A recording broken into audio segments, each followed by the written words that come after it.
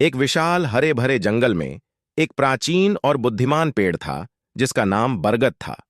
बरगद ने कई मौसम आते जाते देखे थे, अनगिनत जानवरों को अपने छांव में पनपते देखा था और अपने विशाल शाखाओं से कई पक्षियों को आश्रय दिया था। जंगल के जीव बरगद के ज्ञान और दया के लिए उसकी पूजा करते थे।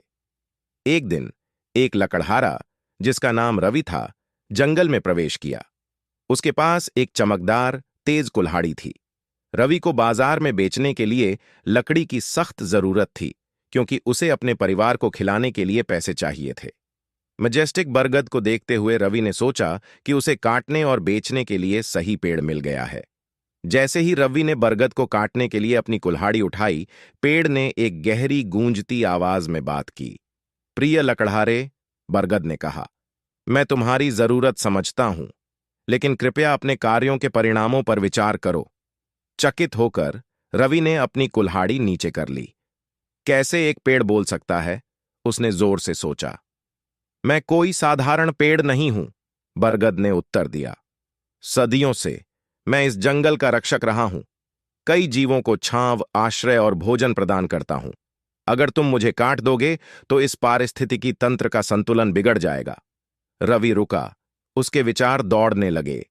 उसने कभी नहीं सोचा था कि उसके कार्यों का पर्यावरण और वहां रहने वाले जीवों पर क्या प्रभाव पड़ सकता है।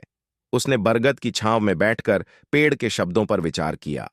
जैसे ही रवि ने सोचा, एक छोटा पक्षी नीचे उड़कर बरगद की शाखा पर बैठ गया।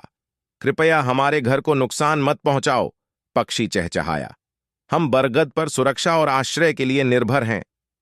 जल्द ही अन्य जानवर भी आए, गिलहरियां, हिरण और यहां तक कि एक बुद्धिमान पुराना उल्लू। उन्होंने सभी बताया कि कैसे बरगद ने उन्हें वर्षों से संरक्षित और पोषित किया था।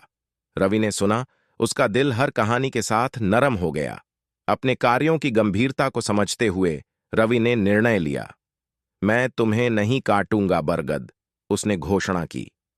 अब मैं देखता हूं कि तुम इस जंगल और इसके निवासियों के लिए कितने महत्वपूर्ण हो। आभारी दिल से रवि ने जंगल छोड़ दिया, ये वादा करते हुए कि वह अपने परिवार का समर्थन करने का एक अलग तरीका खोजेगा।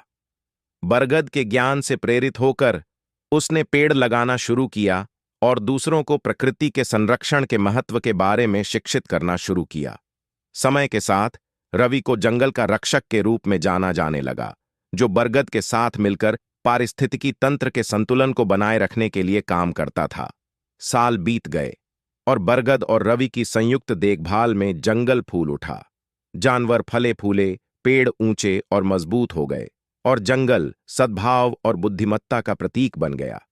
कहानी का नैतिक यह है, सच्ची बुद्धिमानी हमारे कार्यों का दूसरों और पर्यावरण पर प्रभाव को समझने में निहित है।